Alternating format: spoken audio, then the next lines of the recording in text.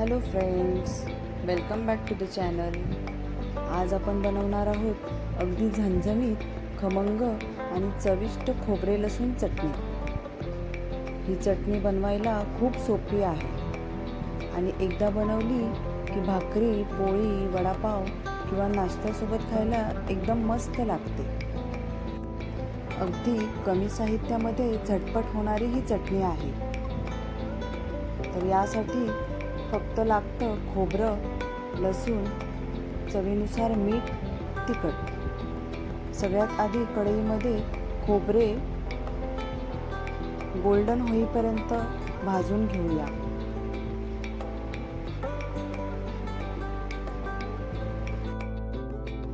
साधारणपणे 5 मिनिट खोबरं छान असं गोल्डन होईपर्यंत आपण भाजून घेणार आहोत.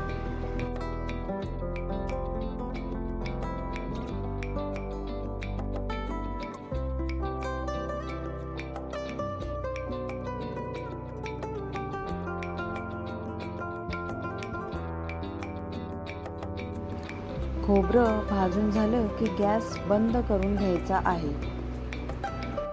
त्यानंतर त्यामध्ये आपण 1 चमचा जिरा घालणार आहोत.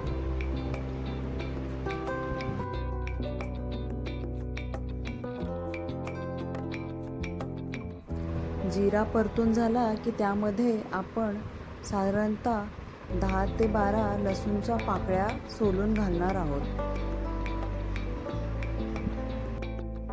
आणि हे सर्व खोबरं, जिरा आणि लसूण परतून झालं की 5 मिनिटं थंड व्हायला ठेवायचं आहे.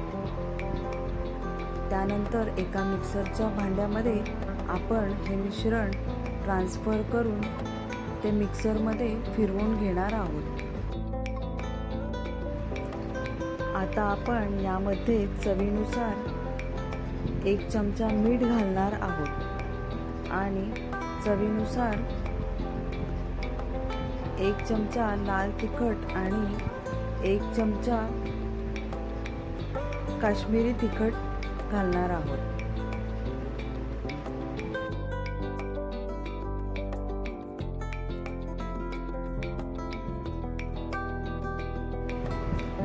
आता आपण खोबरं, लसूण आणि हे मसाले मिक्सरला जाडसर फिरवून घेणार आहोत.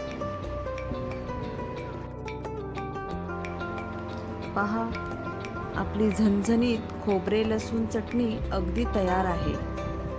ही चटणी तुम्ही भाकरी, पोळी, वडापाव किंवा कोणत्याही नाश्त्यासोबत सर्व करू शकता. रेसिपी आवडली असेल तर व्हिडिओला लाईक करा, शेअर करा आणि चॅनलला सबस्क्राईब करा. अशा स्वादिष्ट आणि सोप्या रेसिपीसाठी पुन्हा भेटूया. धन्यवाद.